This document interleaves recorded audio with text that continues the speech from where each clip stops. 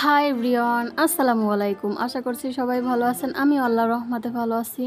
কিছুদিন পরে আবার একটা রেসিপি নিয়ে হাজির হলাম। আজকে তৈরি করব ভাটা মাছ দিয়ে কচুর মুখির একটা রেসিপি, যেটা খুবই সহজ এবং অনেক মজাদার হয়। এই রান্নাটা ঝোল কিংবা আপনারা যে ধরনের আপনারা খেতে চান সেই ধরনেরই কিন্তু রান্নাটা করতে পারেন আপনারা। দেখেন কত সুন্দর লবণীয় হয়েছে।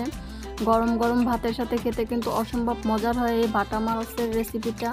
তাহলে চলেন দেরি না করে দেখে নিই। এইখানে আমি নিয়েছি ভাটা মাছ, আগে থেকে খুব সুন্দরভাবে পরিষ্কার করে নিয়েছি। তারপর এখন লবণ, হলুদ, মরিচের গুঁড়া, ধনিয়ার গুঁড়া হালকা অল্প করে দিয়ে এখন ভালো করে মাখিয়ে নেব মাছগুলোকে।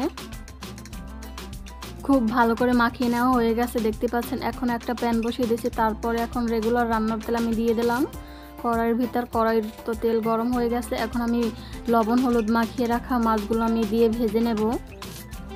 এই রান্নাটা খুবই সহজ এবং খেতে কিন্তু অসম্ভব মজার হয়। কচুর মুখি দিয়ে বাটা মাছের রেসিপিটা আপনারা অবশ্যই একবার ট্রাই করবেন। আশা করছি আপনাদের কাছে রেসিপিটা ভালো লাগবে। তারপরে উল্টে পাল্টে আমি মাছগুলোকে একবারে লাল করে ভেজে নেব, দোনো পাশ একবারে।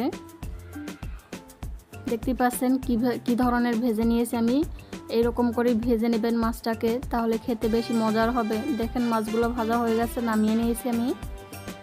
এখন আমি ওই তেলের ভিতরে আগে থেকে কচুর মুখি খুব ভালো করে পরিষ্কার করে ধুয়ে নিয়েছিলাম কেটে বেছে। তারপরে এখন তেলের ভিতর দিয়ে ভালো করে নাড়াচাড়া করে নিয়েছি। এখন আমি দিয়ে দেব লবণ, হলুদ, মরিচের গুঁড়া, অল্প পরিমাণে ধনিয়ার গুঁড়ো দিয়ে ভালো করে এখন ভেজে নেব কচুর মুখিটাকে।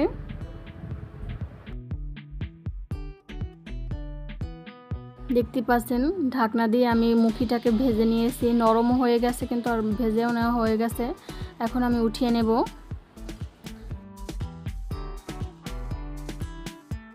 দেখেন এইরকম করে ভেজে নিয়েছি। আর ওই কড়ার ভিতর অল্প করে একটু তেল দিয়ে দিলাম, কালো জিরার একটা ফোড়ন করে নিব।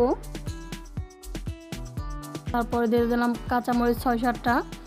কাঁচামরিচটা ফেলে দিয়ে তারপরে আমি এখন এখানে দিয়ে দিলাম পেঁয়াজ বাটাটা দিয়ে ভালো করে এখন তেলের সাথে কিছুক্ষণ পেঁয়াজ বাটাকে কষিয়ে নেব। বেশ কিছুক্ষণ কষিয়ে নেওয়ার পর তারপরে এখানে আদা রসুন বাটা দিয়ে দিলাম 1/2 চামচ পরিমাণে, দিয়ে তারপর লবণ দিয়ে এখন ভালো করে কিছুক্ষণ কষিয়ে নেব আবার সব মশলাগুলো একসাথে। খুব ভালো করে কিন্তু কষানো হয়ে গেছে। এখন আমি হলুদ গুঁড়ো, মরিচের গুঁড়ো, ধনিয়ার গুঁড়া 1/2 চামচ করে দিয়ে দিলাম। আমি মরিচের গুঁড়োটা একটু কম ইউজ করছি, যেহেতু কাঁচা মরিচটা দিয়েছি, সেই জন্য আপনারা চাইলে গুঁড়ো মরিচটা বাদও দিতে পারেন। আমি একটু কালারের জন্য দিয়েছি, আপনারা চাইলে পুরো রান্নাটাই কাঁচামরিচ দিয়ে করতে পারেন, খেতে কিন্তু অসম্ভব মজার হয়। তারপরে আমি এখানে মশলাটা কষানোর জন্য অল্প পরিমাণে পানি দিয়ে দিলাম, দিয়ে মশলাটাকে এখন কষিয়ে নেব। ঢাকনাটা দিয়ে দিলাম, ঢাকনাটা উঠিয়ে নিয়েছে। দেখতেই পাচ্ছেন মশলাটা কিন্তু কষানো হয়ে গেছে, তেল উপরে উঠে এসছে। এখন আগে থেকে যে ভেজে রেখেছিলাম কচুর মুখিগুলো, ওইগুলো আমি এখন দিয়ে দিলাম। দিয়ে এখন মশলাটাকে মুখির সাথে বেশ কিছুক্ষণ কষিয়ে নিতে হবে আমাদের। আমি কিন্তু মুখিগুলো অনেকক্ষণ কষিয়ে নিয়েছি, দেখতে পাচ্ছেন তেল অলরেডি ছেড়ে দিয়েছে। মুখিগুলো, কচুর মুখিগুলো ভালো করে কষানো হয়ে গেছে। এইখানে আমি গরম পানিটা দিয়ে দিলাম ঝোলের জন্য। ঝোলের পরিমাণটা অবশ্যই আপনাদের প্রয়োজন অনুযায়ী দিয়ে দেবেন। তারপর আমি এখন ঢাকনাটা দিয়ে বলক উঠিয়ে নেব ভালো করে।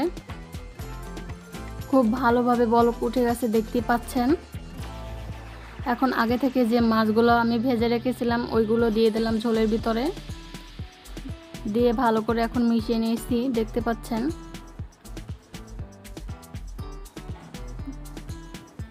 এখন আমি ঢাকনাটা দিয়ে জাস্ট কিছুক্ষণের জন্য আমি একটু ঢাকনা দিয়ে রান্না করলাম। দেখেন ভালো করে কিন্তু বেশিক্ষণ রাখি নেই, জাস্ট মিনিটের জন্য রেখেছিলাম। ভালো করে সব কিছু সিদ্ধ হয়ে গেছে।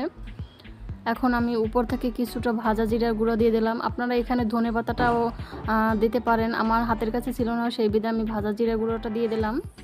দেখেন কতটা লোভনীয় দেখাচ্ছে এখনই।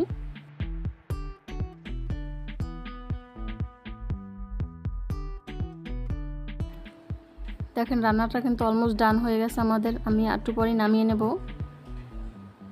দেখেন কতটা লোভনীয় এবং কত সুন্দরভাবে ফুটতেছে, যে কেউ ওরে কিন্তু লোভ লেগে যাবে। এই ধরনের সহজ রেসিপি দেখতে চাইলে অবশ্যই আমার চ্যানেলটাকে সাবস্ক্রাইব করার অনুরোধ রইল। ধন্যবাদ। সবাই ভালো এবং সুস্থ থাকবেন এবং আমার এই ছোট্ট চ্যানেলটার সাথে থাকবেন। আশা করছি আপনাদের কাছে এই সহজ সরল রেসিপিগুলো ভালো লাগে।